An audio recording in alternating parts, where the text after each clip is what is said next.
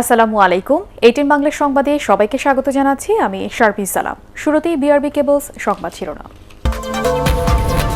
ভীতির শঙ্কা কাটিয়ে একদিনের ব্যবধানে করোনা টিকা নেয়ার হার বেড়েছে দ্বিগুণ, বাড়ছে নিবন্ধনকারীর সংখ্যাও।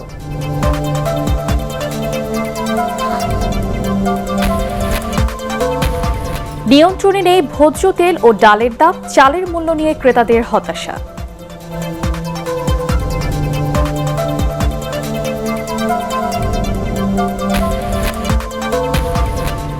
জিয়ার খেতাব বাতিলের উদ্যোগ মুক্তিযোদ্ধাদের অসম্মানের শামিল, বলছেন বিএনপি নেতারা।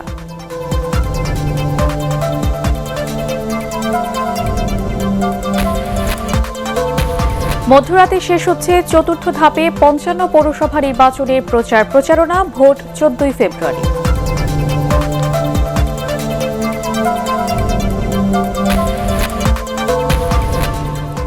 এবং সৈয়দপুরে মানব বর্জ্য থেকে সার উৎপাদনে কম্পোস্ট প্লান্ট স্থাপন, বছরে লক্ষ্যমাত্রা ১৬ লাখ টন।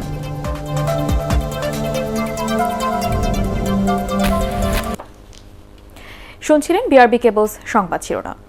এবারে বিস্তারিত। একদিনের ব্যবধানে করোনা টিকা নেওয়ার হার বেড়েছে প্রায় দ্বিগুণ। শুরুর ভীতি শঙ্কা কাটিয়ে দিন দিন টিকা নিতে আগ্রহ বাড়ছে সাধারণ মানুষের। তবে সবার জন্য টিকা পাওয়া আরও সহজতর করতে মাঠ পর্যায়ে আরও কার্যকর পদক্ষেপ নেওয়ার পরামর্শ দিয়েছেন কেউ কেউ। মনির হোসেন তপুর রিপোর্ট। বুধবার টিকা নিয়েছেন ১,১১,৬৯১ জন, আর বৃহস্পতিবার নিয়েছেন ২,০৪,৫৪০ জন। একদিনের ব্যবধানে টিকা নেয়ার হার বেড়েছে প্রায় দ্বিগুণ। কার্যক্রম চালুর পর সারা দেশে গেল ৫ দিনে করোনা ভাইরাসের টিকা নিয়েছেন প্রায় ৫.৫ লাখ মানুষ। এরই মধ্যে রাজধানীর কয়েকটি হাসপাতালের টিকা দেওয়ার কোটার বিপরীতে নিবন্ধন সম্পূর্ণ হয়ে গেছে। আমি তো এমনি এজমার রোগী আছি, আমার তো এসেনশিয়াল দরকার ভ্যাকসিন, তো নিব আমরা। কিছুদিন আগে কোভিড-19 একটু এফেক্টেড হয়েছিলাম, যে কারণে হয়তো আমার পক্ষে 3 মাসের আগে টিকা নেওয়া সম্ভব হবে না। তবে আমি ব্যক্তিগতভাবে অত্যন্ত উৎসাহ বোধ করছি এই টিকা নেওয়ার ব্যাপারে। আমার আইডিয়া নাই ভ্যাকসিন সম্বন্ধে, এটা আমি নিতে ইচ্ছুক না। শুরুতে তেমন সাড়া না পাওয়া গেলেও গত কদিনে টিকা নিতে নিবন্ধনকারীদের সংখ্যা বাড়ছে উল্লেখযোগ্য হারে। আমার কাছে মনে হচ্ছে এটা একটা টেস্ট কেসও হতে পারে। নর্মাল যেটা হয় যে থার্ড ওয়ার্ল্ড কান্ট্রির কাছে একটা টেস্ট কেস হিসেবেও বিভিন্ন ভ্যাকসিন করা হয়। আমরা তো ভাগে পাই না, টিকা যে কেমনি নেবো এটা তো আমরা কইতে পারি না। আমি যাদের চিনি বা যারা অলরেডি আমাদের শিক্ষকরা অনেকে নেওয়া শুরু করেছেন এবং তারা বলছেন যে এটার কোনো পার্শ্ব প্রতিক্রিয়া হচ্ছে না। টিকার জন্য স্পট রেজিস্ট্রেশন বন্ধ, আবেদন করতে হবে অনলাইনে। এতে নানা ধরনের ভোগান্তিতে পড়তে হচ্ছে আগ্রহীদের। ভ্যাকসিন নিবার ইচ্ছা আছে, কিন্তু ভ্যাকসিন নিবার পদ্ধতি জানি না। আশা করি যে সরকার এই ব্যাপারে আরও সুন্দর পদক্ষেপ নিয়ে যাতে সবাই এই সুযোগটা নিতে পারে সেদিকে দৃষ্টি রাখবে। ভ্যাকসিনের ধারণা রোগ প্রতিরোধের ক্ষমতা বাড়ায়, নিরাপদ থাকবো। নিজে থেকে করে আসতে হবে, এটা অনলাইনে কিভাবে করে মোবাইলে তো আমরা জানি না, একজনের মাধ্যমে জানতে হবে। সাধারণ মানুষদের অনেকের মতে শুরুতে টিকার পার্শ্ব প্রতিক্রিয়া নিয়ে যে ভীতি ছিল তা অনেকটাই কেটে গেছে। বাংলাদেশে করোনার সংক্রমণ অনেকটাই নিয়ন্ত্রণে। এরই মধ্যে সারা দেশে একযোগে দেওয়া হচ্ছে করোনার ভ্যাকসিন। মানুষের আগ্রহ বাড়ছে।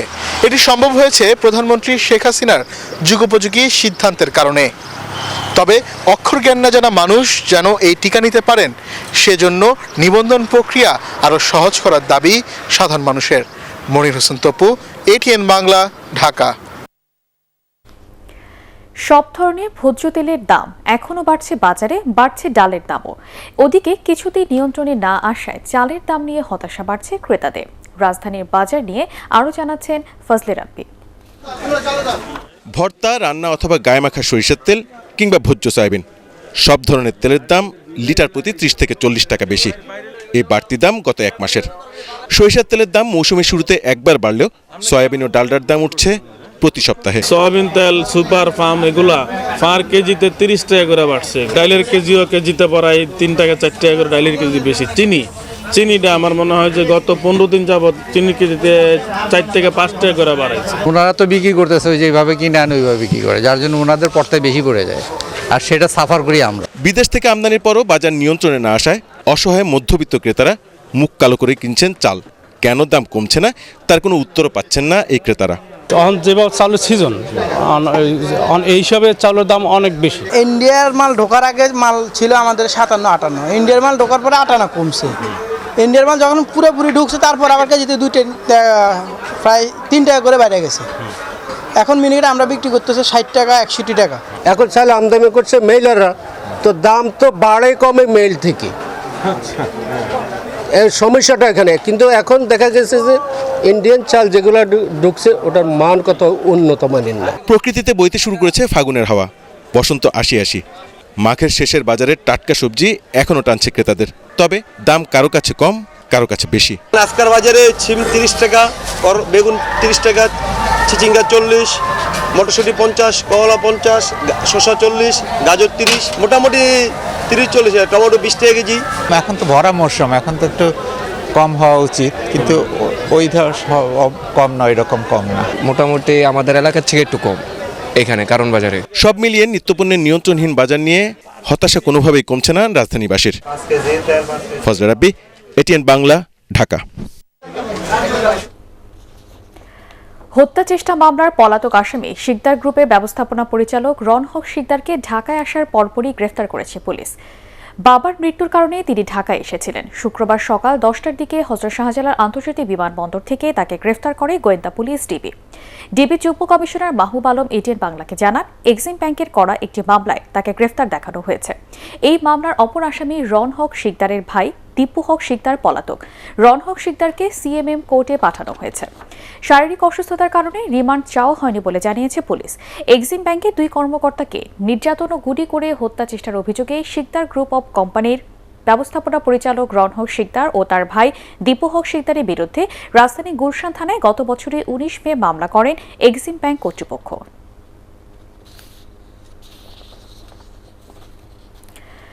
জিয়াউর রহমানের মুক্তিযুদ্ধের খেতাব বাতিলের সরকারের উদ্যোগ রাজনৈতিকভাবে বিপর্যস্ত বিএনপিকে নতুনভাবে সংগঠিত হওয়ার সুযোগ করে দেবে বলে মনে করছেন ইতিহাসবিদ সৈয়দ আনোয়ার হোসেন।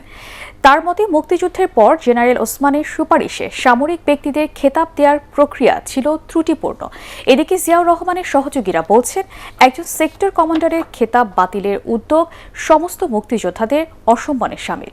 আরও জানাচ্ছেন মইনুল হাসান। মুক্তিযোদ্ধা জিয়া তখন বের হয়ে মহান মুক্তিযুদ্ধের সেক্টর কমান্ডার জেট ফোর্সের প্রধান জিয়াউর রহমানকে স্বাধীনতার পর বীর উত্তম খেতাবে ভূষিত করে বঙ্গবন্ধু সরকার। এর প্রায় 50 বছর পর বঙ্গবন্ধু হত্যাকাণ্ডের সাথে সম্পৃক্ততার অভিযোগ এনে জিয়াউর রহমানের সেই খেতাব বাতিলের উদ্যোগ নিয়েছে বর্তমান আওয়ামী লীগ সরকার। এ নিয়ে এটিএন বাংলা ইতিহাসবিদ সৈয়দ আনোয়ার হোসেনের প্রতিক্রিয়া জানতে চাইলে তিনি বলেন, বর্তমান সময়ে এই বিতর্ক উস্কে দেয়া সরকারের জন্য কোনো মঙ্গল বয়ে আনবে না। তিনি ফোর্স কমান্ডার ছিলেন, জেড ফোর্সের অধিনায়ক আর কি। যেভাবেই হোক মুক্তিযুদ্ধে তার সম্পৃক্ততা ছিল। আর ওই সময় 72-এ যাদেরকে এই ধরনের খেতাব দেওয়া হয়েছে জেনারেল ওসমানীর সুপারিশের ভিত্তিতে, বেশিরভাগই পেয়েছে সামরিক ব্যক্তি, তো 2-1 জন আছেন বেসামরিক কাজে। ওই খেতাবগুলোর ভিত্তি নিয়ে আমার প্রশ্ন আছে। বাংলাদেশের সামগ্রিক রাজনৈতিক প্রেক্ষাপটে এই ধরনের প্রসঙ্গ জাগিয়ে না তোলাটাই ভালো, কারণ আমার নীতিটাই হচ্ছে let the sleeping dogs lie. আর বিএনপি দল হিসাবে এতই দুর্বল নেতৃত্ব এবং সংগঠনের দিক থেকে এর উঠে দাঁড়ানোর শক্তি নেই আর কি, কিন্তু একে উঠে দাঁড়ানোর সহায়তা করবে এই সিদ্ধান্ত। অন্যদিকে খেতাব বাতিলের চেষ্টায় স্বাভাবিকভাবেই ক্ষুব্ধ বিএনপি সহ জিয়াউর রহমানের অনুসারীরা। রণাঙ্গনে বীরুত্তম জিয়াউর রহমানের সহযোদ্ধারা বলছেন, সাধারণ মুক্তিযোদ্ধারা এটি মেনে নেবে না। বীরুত্তম, বীরশ্রেষ্ঠ, বীর বিক্রম, বীর প্রতীকী মামা বাড়ির আপনার নাকি না ছেলের হাতের মুয়া? যখন চাইবেন মামার বাড়ি আমটা পেরে নেবেন। এটা তো ভাই আমরা যা অর্জন করেছি। জিয়াউর রহমান সাহেব ঘোষণা করেন নাই, he declared war against Pakistan army. শহীদ রাষ্ট্রপতি জিয়াউর রহমান বঙ্গবন্ধুর পক্ষ থেকে, জনগণের পক্ষ থেকে বাংলাদেশের স্বাধীনতা ঘোষণা করেছেন। এটা করে বর্তমান সরকার এটিকে একটি অপরাধ হিসাবে বিবেচনা করে। এজন্যই তার প্রতিক্রোধ যে ঘোষণাটি কোনো রাজনৈতিক নেতা, গুরুত্বপূর্ণ রাজনৈতিক নেতা দিতে পারেননি, সেটি দিয়েই তিনি বর্তমান শাসক গোষ্ঠীর বিরাগভাজন হয়েছেন। তারা এও জানান, বিষয়টি যেহেতু রাজনৈতিক সিদ্ধান্ত, তাই বিএনপি একে রাজনৈতিকভাবেই মোকাবিলা করবে। ভবিষ্যতের কাছে জিয়াউর রহমান। মইনুল হাসান, এটিএন বাংলা, ঢাকা। সালে মধ্যরাতে শেষ হচ্ছে চতুর্থ ধাপে ৫৫টি পৌরসভা নির্বাচনে প্রার্থীদের প্রচারণা। তাই নানা প্রতিশ্রুতি দিয়ে জনসংযোগে ব্যস্ত সময় কাটাচ্ছেন প্রার্থীরা। এই পর্বে ৫৬টি পৌরসভায় নির্বাচন হওয়ার কথা থাকলেও গতকাল মাদারীপুরের কালকিনির ভোট বন্ধ করে দিয়েছে নির্বাচন কমিশন। আগামী ১৪ই ফেব্রুয়ারি এসব পৌরসভায় ভোট গ্রহণ অনুষ্ঠিত হবে। প্রতিনিধিদের তথ্যচিত্র নিয়ে আরও জানাচ্ছেন বিপ্লব রায়। ভোটের দুদিন আগে যেন দম ফুরানোর সময় নেই ব্রাহ্মণবাড়িয়া, নোয়াখালী ও বরিশালের প্রার্থীদের। ব্রাহ্মণবাড়িয়ার আখাউড়ায় মেয়র পদে ৪ জন, কাউন্সিলর পদে ৪০ ও সংরক্ষিত কাউন্সিলর পদে ১০ জনের প্রতিদ্বন্দ্বিতা করছেন। ভোটাররা বলছেন তারা পছন্দের প্রার্থীকেই ভোট দিবেন। অন্যদিকে প্রার্থীদের মুখে রয়েছে উন্নয়নের প্রতিশ্রুতি। নির্বাচনে এরকম নেই, নিষ্ঠাবান এবং যোগ্য প্রার্থী চাই আমরা। নির্বাচন কমিশনারের কাছে অনুরোধ করব যাতে আমাদের পছন্দের প্রার্থীকে আমরা নির্ভয়ে নির্বিঘ্নে কেন্দ্রে যায় ভোট দিতে পারি। এদিকে নোয়াখালীর চাটখিল এবং বরিশালের বানারীপাড়া ও মুলাদি পৌরসভায়ও জমজমাট নির্বাচন চলছে। এর মধ্যে নোয়াখালীতে মেয়র পদে লড়ছেন ৬ জন প্রার্থী। বরিশালের ২ পৌরসভায় প্রচারণায় আওয়ামী লীগের প্রার্থীরা এগিয়ে রয়েছেন। তবে এসব এলাকায় আওয়ামী লীগের মেয়র প্রার্থীদের গলার কাটা হয়েছেন বিদ্রোহীরা। সেখানে সুষ্ঠু নির্বাচন হলে আওয়ামী লীগ ও বিদ্রোহী প্রার্থীর মধ্যে তুমুল লড়াইয়ের সম্ভাবনা রয়েছে। এই জনপদের মানুষ আওয়ামী লীগের প্রতি আস্থা রাখে, বিশ্বাস রাখে। দুই একটি জায়গায় ক্ষমতাসীন দল প্রভাব খাটাইতে চাইতেছে। সুষ্ঠু পরিবেশে নির্বাচন করতে সকল প্রস্তুতি গ্রহণ করা হয়েছে বলে জানিয়েছেন জেলা নির্বাচন কর্মকর্তারা। প্রয়োজনীয় সংখ্যক পুলিশ ফোর্স থাকবে, নির্বাহী ম্যাজিস্ট্রেট প্রতিটি ওয়ার্ডে একজন করে প্রত্যেকটা কেন্দ্রে নির্বাহী ম্যাজিস্ট্রেট থাকবেন। ভোটের দিন যাতে নির্বিঘ্নে ভোট দেওয়া যায় সেই পরিবেশ নিশ্চিত করতে প্রশাসনের প্রতি অনুরোধ জানিয়েছেন ভোটাররা। বিপ্লব রায়, এটিএন বাংলা। প্রতিদিনের পয়ঃবর্জ্য কোথায় যায় এর উত্তর জানা নেই অনেকে। বেশিরভাগ ক্ষেত্রে তা পরিশোধিত না হয়ে সরাসরি পরিবেশকে দূষিত করছে। এই বাস্তবতায় সৈয়দপুর পৌর এলাকার মানব বর্জ্য থেকে সার উৎপাদনে কম্পোস্ট প্লান্ট স্থাপন করা হয়েছে। স্থানীয় প্রশাসন আশা করছে এ থেকে বছরে ১.৫ লাখ টন সার উৎপাদন সম্ভব। সৈয়দপুর থেকে ফিরে রিপোর্ট করছেন শারফুল আলম, ক্যামেরায় ছিলেন এহসান গনি স্বজন। চাষাবাদ বা ফসল উৎপাদনে প্রয়োজন হয় সার। প্রচলিত সারের পাশাপাশি নিজ বাড়ির প্রতিদিনের মলমূত্র থেকেও আসতে পারে এক ধরনের সার, যা ব্যবহার হচ্ছে কৃষি জমিতে। বেসরকারি উদ্যোগে টাঙ্গাইলের শফিপুরে এমন একটি কম্পোস্ট প্ল্যান্ট ব্যবহারে সফলতাও এসেছে। এ ধারণাকে কাজে লাগিয়ে সৈয়দপুর পৌরসভায় কম্পোস্ট প্ল্যান্ট স্থাপন করা হচ্ছে। বিশেষ পরিবহন ব্যবস্থায় সেপটিক ট্যাঙ্ক থেকে মানববর্জ্য সংগ্রহের পর সেখানে উৎপাদিত হবে সার।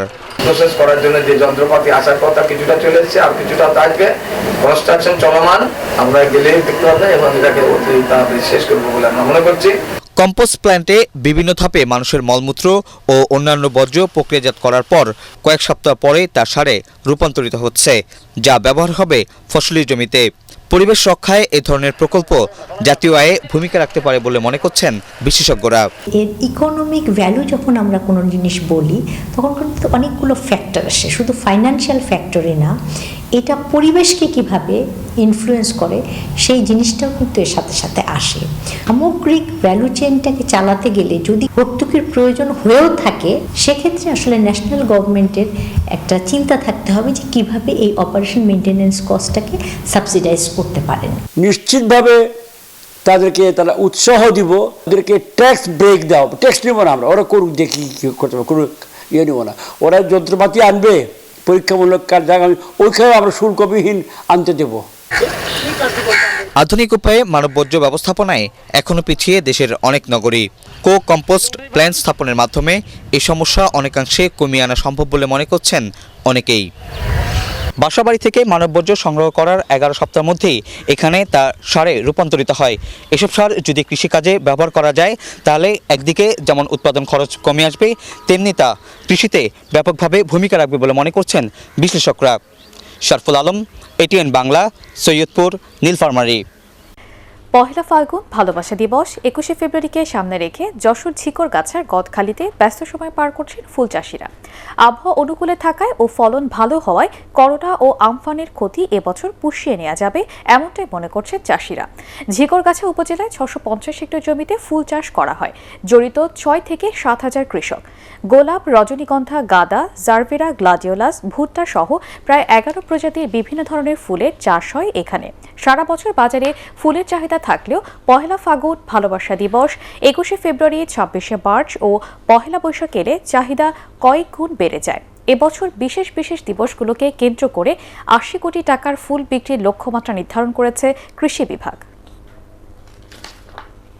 আল আরাফা ইসলামী ব্যাংক অর্থ সংবাদ।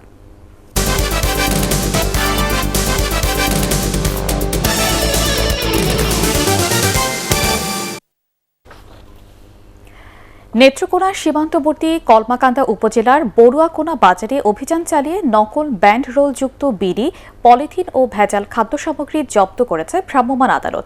জরিমানা করা হয় 6 ব্যবসায়ীকে। গোপন সংবাদের ভিত্তিতে এই অভিযান পরিচালনা করেন উপজেলা নির্বাহী কর্মকর্তা সোহেল রানা। পরে ভোক্তা অধিকার সংরক্ষণ আইন অনুযায়ী জব্দকৃত মালামাল বাজারের পাশে নদীর ধারে পুড়িয়ে ধ্বংস করা হয়। এবারে আন্তর্জাতিক সংবাদ।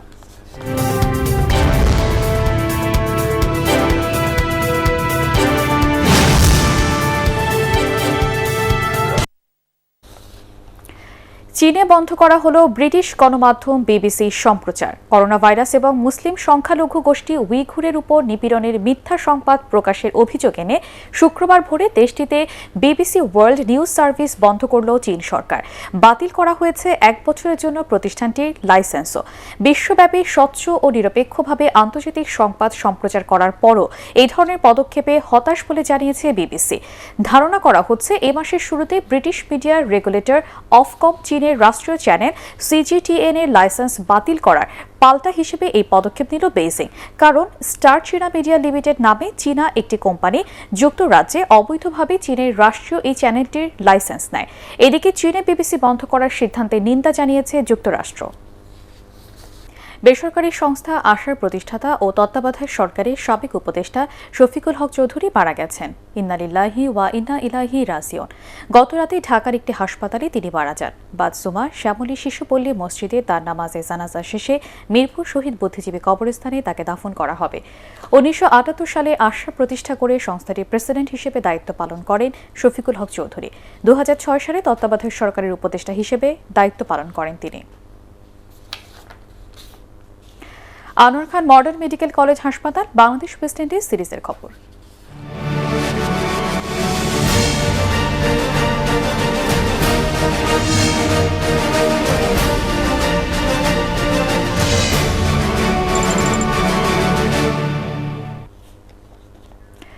মিরপুরে সিরিজের দ্বিতীয় ও শেষ টেস্টের দ্বিতীয় দিনে নিজেদের প্রথম ইনিংসে ব্যাট করছে বাংলাদেশ। শেষ খবর পাওয়া পর্যন্ত স্বাগতিকদের সংগ্রহ 2 উইকেটে 11 রান। এর আগে দিনের শুরুতে 5 উইকেটে 223 রান নিয়ে খেলতে নেমে স্বাগতিক বোলারদের হতাশায় ডোবান এনক্রোমা বার্নার ও জোশুয়া ডি সিলভা। ষষ্ঠ উইকেটে তাদের 88 রানের জুটি ভাঙেন মেহেদি মিরাজ। ব্যক্তিগত 90 রানে বিদায় নেন বার্নার। এরপর সপ্তম উইকেটে জোশুয়া ও আলজারি জোসেফের 118 রানের জুটিতে ভর করে রানের পাহাড় করে ওয়েস্ট ইন্ডিজ। 92 রান করা জোশুয়াকে বিদায় দেন তাইজুল, আর 82 করা জোসেফকে ফেরান আবু জায়েদ রাহি। শেষ পর্যন্ত 409 রানেই থামে ক্যারিবীয়রা। তাইজুল ইসলাম ও আবু জায়েদ নিয়েছেন 4টি করে উইকেট। এবারে পার্টেক্স খেলার খবর।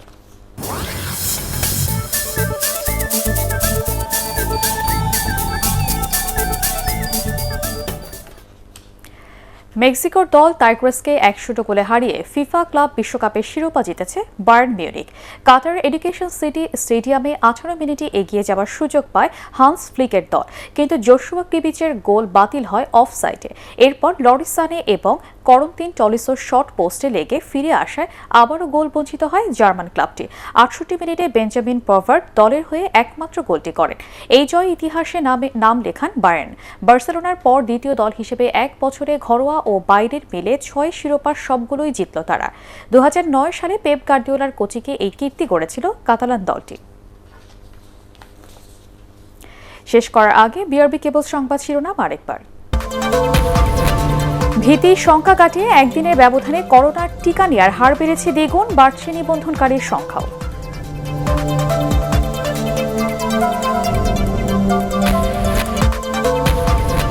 নিয়ন্ত্রণে নেই ভোজ্য তেল ও ডালের দাম, চালের মূল্য নিয়ে ক্রেতাদের হতাশা।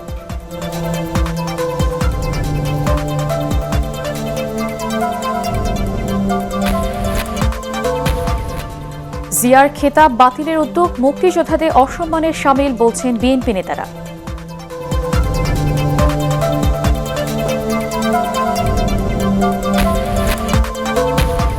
মধ্যরাতে শেষ হচ্ছে চতুর্থ ধাপে ৫৫ পৌরসভা নির্বাচনের প্রচার প্রচারণা, ভোট ১৪ ফেব্রুয়ারি।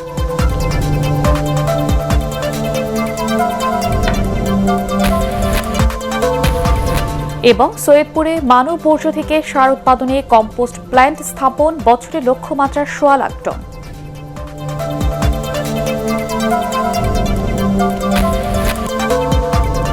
পরবর্তী সংবাদ দেখার আমন্ত্রণ জানিয়ে এখনকার মতো শেষ করছি। দর্শক, করোনা ভাইরাস থেকে নিজেকে সুরক্ষিত রাখতে মাস্ক পরুন, বারবার হাত পরিষ্কার করুন। এটিএন বাংলা সংবাদ ইউটিউবে দেখতে ব্রাউজ করুন youtube/ATN Bangla।